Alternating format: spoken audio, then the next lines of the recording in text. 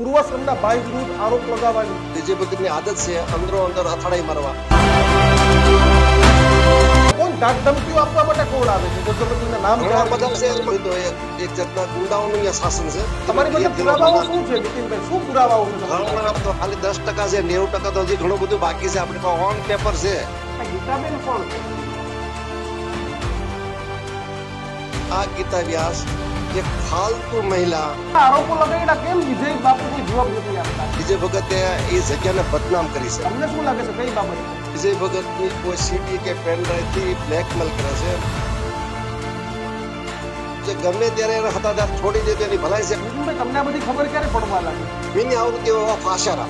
જ્યારે ગાદીપતિ બનતા હતા ત્યારે તમે ન કીધું કે અમારો ભાઈ આવો છે અને આપણા સમાજની આ જગ્યાએ કેવી રીતે આવે? એક સંત કોને કહેવાય, મહંત કોને કહેવાય, એને કોઈને ભાન જ નથી. એ ચોખ્ખું કે છે કે મને કાઢી નાખ્યું, હું પેન પુષક કરી લે. આ ગીતાબેન કયા હોદ્દાના કારણે સત્તાધારની જગ્યામાં બંગલો લઈને બેઠા? ગીતા વ્યાસ નામની એક ફાલતુ ઓરત છે અને હું એને કાઢે પાર કરીશ. નમસ્કાર, અમારી વિશેષ રજૂઆત ગર્જનાથમાં આપનું સ્વાગત છે. આજે ચર્ચા એ જ કે સત્તાધાર અને જે આપા ગીગા એ અભૂત અવિશ્વસનીય અને અસ્મરણીય એવા આપા ગીગાનો એ જગ્યા છે દીક્ષિત, અને એ જગ્યાના જે હવે વિવાદ છે એ દિન પ્રતિદિન વધી રહ્યા છે. કારણ કે હવે જે મહંત છે એ મહંત પર બીજા આક્ષેપો કરે તો ઠીક છે, પરંતુ હવે એમના પરિવારજન, એમના જે પૂર્વાશ્રમના ભાઈ, એમનો પરિવાર એ પણ ક્યાંક હવે આક્ષેપ કરી રહ્યો છે કે સત્તાધારમાં આખરે દીક્ષિત ચાલી શું રહી. કિશન, સંત સુરા અને સરવીરની ભૂમિ એટલે જુનાગઢ. એટલે જુનાગઢ ખાલી જુનાગઢ નહીં, પરંતુ તમે સરાઉન્ડિંગ આસપાસના વિસ્તારોમાં જાઓ તો અનેક આશ્રમો છે, ચાહે તુલસી શ્યામ હોય, આપા ગીગા, તોરણિયા, આવા અનેક જે પવિત્ર ધામો છે તે રહેલા છે. દર 15 કિલોમીટરના અંતરે એક આશ્રમ આવે છે, પરંતુ ક્યાંક ને ક્યાંક હવે સત્તાધાર તો કિશન એટલા બધા છે કે જેની કોઈ વાત ન પૂછો. પરંતુ વિજય બાપુ ના લઈને તમે વાત કરીએ, પૂર્વાશ્રમના ભાઈએ એક પત્ર લખ્યો છે. મહંત ને લઈને એક મહિલા સત્તાધારની જગ્યા પર પ્રભાવ ધરાવે છે તેવો આરોપ લાગ્યો છે. આપણે સીધી જ વાત મહંત વિજયદાસ છે તેના પૂર્વાશ્રમના ભાઈ સાથે કરીશું. કરોડોના વહીવટનો પણ આરોપ છે કે જેમાં ગોલમાલ થઈ છે. નીતિન ચાવડા આપણી સાથે જોડાઈ ગયા છે. નીતિનભાઈ, શું કહેશો? તમે અનેક આરોપો લગાવ્યા, શું તથ્ય હતા અને કેમ તમારે જરૂર પડી તમારા જ પૂર્વાશ્રમના ભાઈ વિરુદ્ધ આરોપ લગાવવાની? આમ તો જાહેર જીવનમાં જ્યારે રાજકીય ક્ષેત્રે, સામાજિક ક્ષેત્રે, ધાર્મિક ક્ષેત્રે કોઈ વ્યક્તિ ટોચ ઉપર પહોંચે ત્યારે સ્વાભાવિક છે કે એને પવિત્ર જીવન જીવવું જોઈએ. એમાં ધાર્મિક સંસ્થાની અંદર કોઈ પણ સાધુ સંત હોય, મહંત હોય, એમને પોતાનું આદર્શ જીવન જીવવું જોઈએ અપેક્ષા દરેક રાખતા હોય છે સમાજની અંદર. પણ આ વિજય ભગત એને મેં જ ભણાવ્યો છે. મારા ફાધરે, મારા મધરે, મારા ભાઈએ એને 1 રૂપિયો આપ્યો નથી. મારી ભગત 14 વર્ષ રહ્યો એ ભાઈ. ત્યારબાદ એને નોકરી ન મળતા એ સત્તાધારની અંદર કોઈ પણ પ્રકારે કે ત્યાં પૂજારી તરીકે રહ્યા. પૂજારી થયા પછી જીવરાજ બાપુ પાસેથી લઘુમહંત તરીકે ગયા. લઘુમહંત તરીકે પછી જીવરાજ બાપુ બીમાર પડ્યા ત્યારે એ જલ્દી એનું મૃત્યુ થાય એવા એને બધા તરકટો કરેલા. એટલે સંપૂર્ણ વહીટ એના હાથમાં આવી જાય. ઠીક છે, હાલો તો એ મહંત બની ગયા, એનો કોઈ વાંધો નથી. શરૂઆતના વર્ષોમાં એનું વર્તન સારું હતું, પરંતુ પૂર્વાશ્રમની અંદર જે દારૂ પીવો, માંસાહાર કરવો, વ્યભિચાર કરવો, એ પ્રવૃત્તિ આજની તારીખે ચાલુ છે. ખુલ્લે આમ કહું છું, જો ખોટો હોય તો મને કોર્ટમાં લઈ જાય ને, કોણ ના પડે છે? એ કરોડોનો માલિક છે. બીજો અમે કડિયા કુંભાર જ્ઞાતિના છીએ. અમારા સમાજના માણસોને કરોડો રૂપિયા આપ્યા છે. આપણી પાસેની યાદી આવી છે. એમાં ખાસ કરીને મને જ્યારે એના જે એની આમ તો જોયું તો એક જાતના ગુંડાઓનું અહીંયા શાસન છે. એમાં ગીતાબેન વ્યાસ છે જે ગોંડલના શ્રીનાથ ગામના છે અને એમને 2-3 મેરેજ કર્યા છે. આ ગીતા વ્યાસ એક ફાલતુ મહિલા, એને વિજય ભગતની કોઈ સીડી કે પેનડ્રાઈવ થી બ્લેકમેલ કરે છે. લગભગ 10 વર્ષથી બ્લેકમેલ કરે છે અને સત્તાધારના કરોડો રૂપિયા એ મહિલા ગીતાએ કબજે કરેલા છે. આખું સત્તાધારનો વહીટ ગીતા વ્યાસ જ કરે છે. અને બીજા નંબરમાં અમે આ 5 વર્ષ થયા સરકારને, સાધુ સંતોને બધાને લખ્યું. 100 કાગળો લખ્યા છે સરકારમાં, તેમાં સાધુ સંતોને પણ કોઈ જવાબ આપ્યો નહીં. હવે એનું પુણ્ય પૂરું થઈ ગયું અને પાપનો પોકાર થયો ત્યારે તમે બધા ભેગા થયા છો મારી સામે. મને કોઈનો ડર નથી. એના લુખાઓ મને ધમકીઓ આપે છે. એમાં ખાસ કરીને આ ગીતા વ્યાસ એમ કહે છે કે હું પોરબંદરના ચોક્કસ સમાજના ગુંડાઓ મારફત હું તારું મર્ડર કરી નાખે. લોકડાઉન પછી આ ગીતા વ્યાસે કોઈ વિજય ભગતના સાગરીત સાથે મારું મર્ડર કરવા માટે ભાવનગર સુધી પહોંચી ગયા, પાછા વળી ગયા. ત્યારબાદ અઠવાડિયા પહેલા અમારા સત્તાધારના સેવક અનકભાઈ જાદડાને વિજય ભગતના એક ગુંડો કે લાલજી છગન મકવાણા જે મવાના દુધાળા ગામે રહે છે એને પણ મને ધમકી આપેલી કે હું નીતિનને પકડીને મારી શકે. આ અંગે હજી અમે કોઈ પોલીસ ફરિયાદ કરી નથી, કારણ કે વિજય ભગતની આદત છે અંદરો અંદર અથડાઈ મારવા. એ રાજકારણ જેવી નીતિ અપનાવે છે, લૂસીને ફેંકી દેવા, યુઝ એન્ડ થ્રો.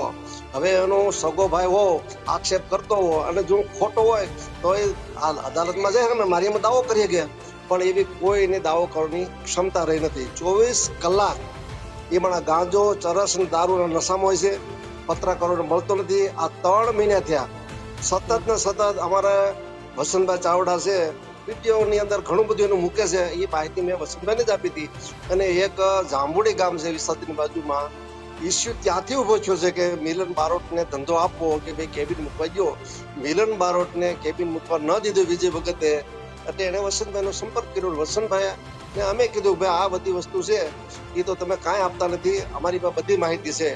એટલે અમે વસંતભાઈને માહિતી આપી. પછી આ લોકો બધા મીડિયા મિત્રો તમે બધા પણ નીતિનભાઈ તમને ક્યારેય ગર્વ ના થયું તમારો પૂર્વાશ્રમ એટલે તમારા ભાઈ એ ત્યાં ગાદીના મહંત છે, તમને એનું અભિમાન કે ગર્વ ના રહ્યું અને તમે આજે આ બોલો છો તો કંઈક તો હશે ને કે તમે બોલવા મજબૂર થયા છો? શરૂઆતના વર્ષોમાં હું એને પગે લાગવા જતો હતો. સત્તાધાર આપાગીગાની પવિત્રજી મારો ભાઈ મહંત છે એવો મને બહુ ગર્વ હતો. અમે સાથી ઠોકીને ફાકા ઠોકતા હતા. પણ ગીતાબેન વ્યાસ જ્યારથી કબજો સંભાળી લીધો ત્યાર પછી લુખાઓ ના સહયોગથી અમને મારી નાખવાની વાત વિજય ભગત કરતો હોય તો એને તાકાત મારી વાત છે. એ મેં એને ભણાવ્યો છે 14 વર્ષ સુધી, 1 રૂપિયો કમાણો નથી. આ તો કર્મ સંજોગે એને નોકરી ન મળી એટલે ભાઈ સત્તાધારમાં એન કેન પ્રકારે પહોંચી ગયા. એનું પુણ્યનું બેલેન્સ હતું ત્યાં સુધી સત્તાધારમાં રહ્યો. પાપની માત્રા વધી ગઈ ત્યારે આ આપાગીકાએ મને તમને સૌને જાગૃત કર્યા છે. અને એ રાજકીય રીતે કે ઓલા સામાજિક રીતે અત્યારે એના કોઈ સંપર્ક રહ્યા નથી. એનું કામ પૂરું થઈ ગયું છે. ગમે ત્યારે એને સત્તાધાર છોડી દે તો એની ભલાઈ છે. બાકી સરકારને આપણે જાણ કરી છે કે આ વહીવટદાર મૂકી દો, જેમ જુનાગઢમાં વહીવટદાર મૂકી દીધા. કલેક્ટર સાહેબને જાણ કરી છે. એની ગુંડાગર્દી હોમ મિનિસ્ટરને પણ મેં ફેસ કર્યો છે. બધું આપણે લખ્યું છે.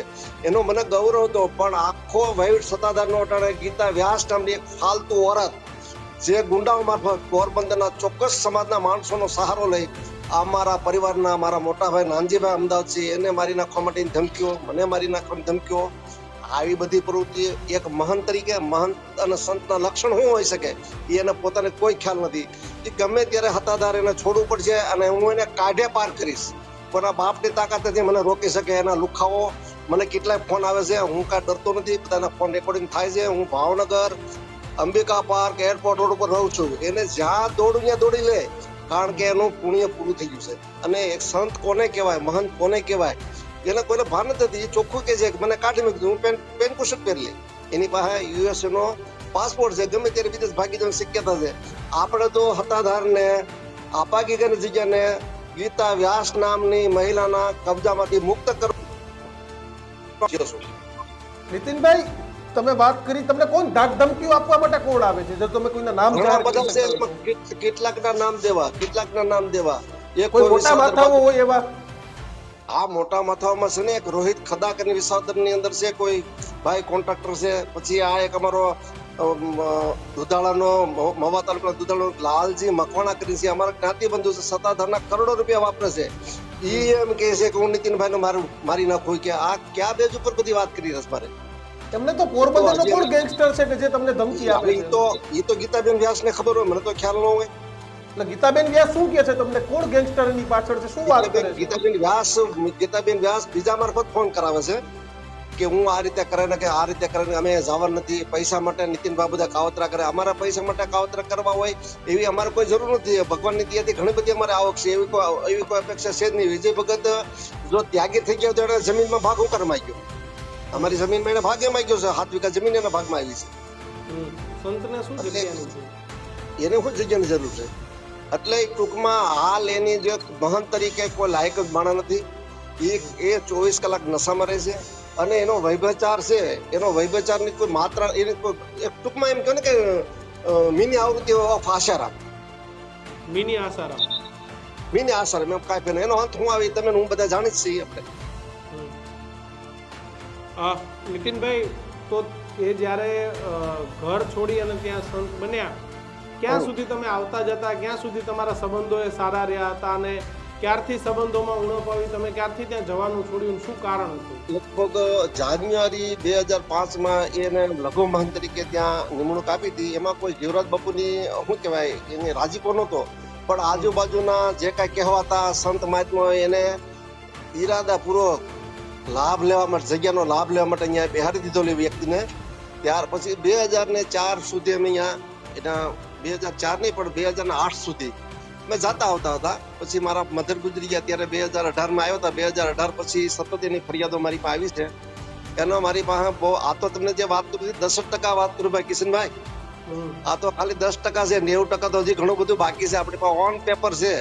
આ કોઈ મોઢાની વાત નથી. અને જો મોઢાની વાત હોય તો દુનિયાની કોર્ટમાં જાય ગમે અહીંયા કે નીતિન ચાવડાને ફાંસી આપી દે, બાકી એની કોઈ તેવડ નથી. એટલો બધો ભણેલ ગણેલ ગુજરાતીમાં પુરાવાઓ શું છે નીતિનભાઈ, શું પુરાવાઓ છે? ઘણા બધા પુરાવા છે, ઘણા બધા પુરાવા છે.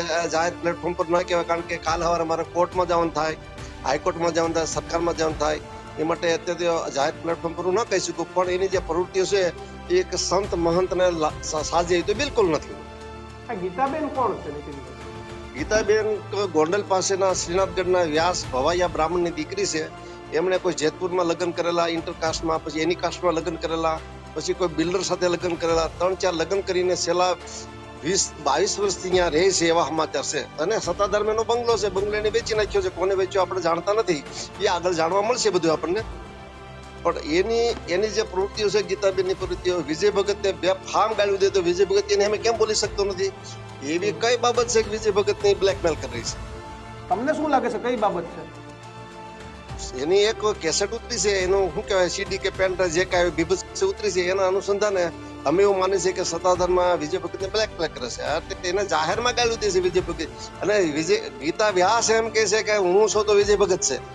સત્તાધારની પરંપરા એવી રહી છે, સત્તાધારની પરંપરા એવી રહી છે કે એ જગ્યા પર બ્રહ્મચારી, ફકડ, વિરક્ત સાધુ એ જ આવી શકે. વિજય ભગત ઓલરેડી પહેલેથી જ તમને કોઈ કેરેક્ટરલેસ માણસ છે. અને હજી એની પ્રવૃત્તિ બધી ચાલુ છે. દારૂ પીવો, ગાંજો પીવો, સરસ પીવો અને વૈવિચાર માણો, આ બધી પ્રવૃત્તિ એને બંધ નથી કરી, કાંઈ ચાલુ છે. ત્યારે જ તમે મને બોલાવ્યો ને, અત્યારથી મને મને કોણ ઓળખતું? કોઈ બોલાવતું નથી મને. નીતિનભાઈ તમને આ બધી ખબર ક્યારે પડવા લાગી? આમ તો ખબર તો 10 વર્ષે પડી ગઈ, પણ અમારું ઉપજતું નથી. કાગળ સરકારમાં લખ્યા છે, કોને ખબર. કોઈ એના જે કૌભાંડો છે એમાં આપણે પોલીસ તંત્રને જાણ કરી છે. વિસાવદર પોલીસ તંત્ર છે એને કબજે લઈ લીધું છે ઓલરેડી. હું કોઈ ભૂતપૂર્વ ડીવાયએસપી હતો, હું આઈપીએસ હતો, આવી બધા ફાકા ફોજદારી કરી અને પોલીસ તંત્રની ઉપર એટલો બધો પ્રભાવ હતો. ત્યારે અમે ગઈ 7 તારીખે જુનાગઢ ડીએજી સાહેબને જાણ કરી. આ 20 પેજ મોકલું છું. 20 પેજની અંદર એને અહીંયા તપાસ થઈ છે, એનું નિવેદન લેવાનું છે, પણ ઠોસ કાર્યવાહી કે થતી નથી. એની અમે ગુના દાખલ થાય છે, પણ કોઈ આગળ આવતું નથી એવી એની ધાક છે. બાકી ગુના દાખલ થાય તો ખબર પડે એની હવે કેટલી વે હો થાય છે, કોણ છે, બધી ખબર પડશે. પૂર્વાશ્રમમાં જ્યારે તમારા ભાઈ હતા ત્યારે કેવા લક્ષણો હતા? તમે એમને ભણાવ્યા, મોટા? હા, ત્યારે દારૂ પીવો, ગાંજો પીવો, માંસાહાર કરવો, પરસ્ત્રી ગમન તો હતું, જેમાં આપણે 2-3 ફેરને છોડાયો છે. લાવણ મારી સામે ડિબેટમાં બેનો ખબર પડે એને કેટલી વે હો થઈ. તો ત્યારે એ જ્યારે ગાદીપતિ બનતા હતા ત્યારે તમે ન કીધું કે મારો ભાઈ આવો છે, આને આપણા સમાજની આ જગ્યા કેવી રીતે આપવી જોઈએ? હા, પણ ત્યારે અમે માનતા હતા કે સુધરી જાય, મહંત થયો છે તો આપણે એને પગે લાગીને આશીર્વાદ લેવા જાઉં. પણ એવું કાંઈ થયું નહીં. એની પ્રવૃત્તિ ચાલુ રહી. એને પેન્ટ બુશર્ટમાં ધોતી પહેર્યું, એટલો ફેર, બીજો કાંઈ ફેર નહીં. અને લોકોને ગેરમાર્ગે દોર્યા. સાધુ, મોટી વાત એ છે કે સનાતન ધર્મના સાધુ સંતોને વિજય ભગતે ગેરમાર્ગે દોર્યા છે. સતત સવારથી સાંજ સુધી ખોટું બોલવું એની એક માનસિક વિકૃતિ થઈ ગઈ છે. શરમ આવે એમ આપણને સનાતન તરીકે. એટલે આ કાંઈ આમાં કાંઈ મારે કાંઈ લઈ નથી લેવાનું એની પાસે.